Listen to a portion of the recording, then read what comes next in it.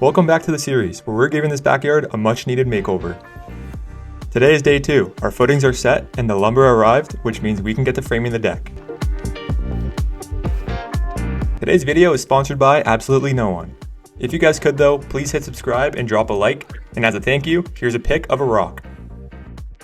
First thing we had to do was regrade the area the deck was going to be built over to make sure it was sloping away from the house and that there were no high spots getting in the way of the girders. We then moved on to making the girders. These are what the deck joists will be sitting on.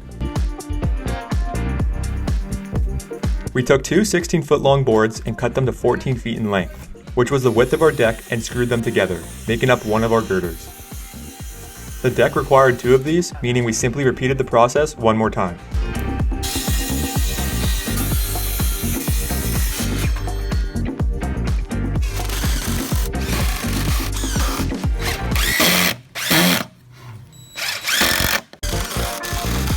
Once those were complete, we slid them into place and checked the level, which was money.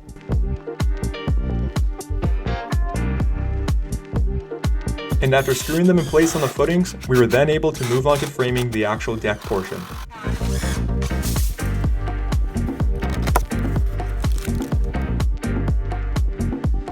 To frame the deck, we're using 12-foot 2x6s that will span the girders in the opposite direction.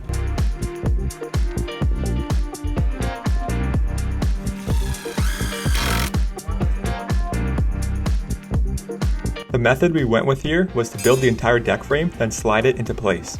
This way, it allowed us to square everything up and was essentially just easier and faster. We spaced each joist 16 inch on center. This is totally not needed and some call it overkill, but we were actually doubling up the joists using a mix of old and new boards. I'll explain why later in the video.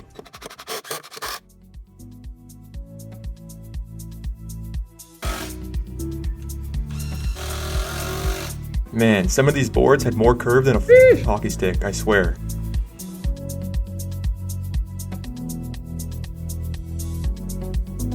The inspector arrived to check our work. She didn't say anything though, so I'll take that as a pass.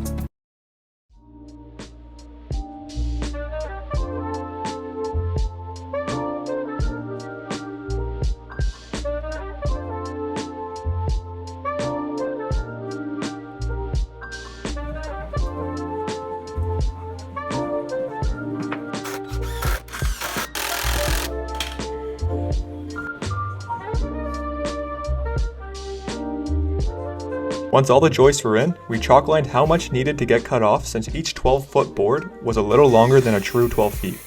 I'm talking like an 1/8 in some spots, up to a 1/4 inch in others. If you know why this is, let me know in the comments. The space between each joist measured 14.5 inches.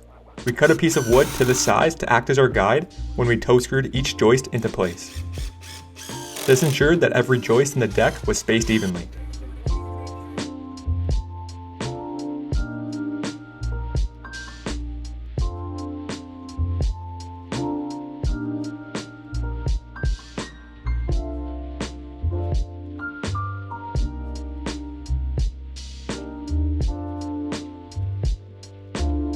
My dumbass set this time-lapse up and it was completely out of focus and not even pointed at what we were working on.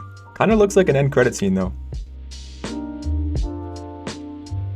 We doubled up the joists because we had extra wood and we also just wanted to reduce some of the bounce. Again, this is overkill and not needed, but we did it anyways. This deck is solid though. You could fit probably like 200 Fiats or 5 tons of ground beef on it. What? And this thing wouldn't budge. We then went through and added ties between each joist to tie everything together, helping strengthen the entire deck frame. This is where the end cuts and the scrap pieces came in clutch. The last thing we did was add in some blocking for where the border would be, but more on that in the next video.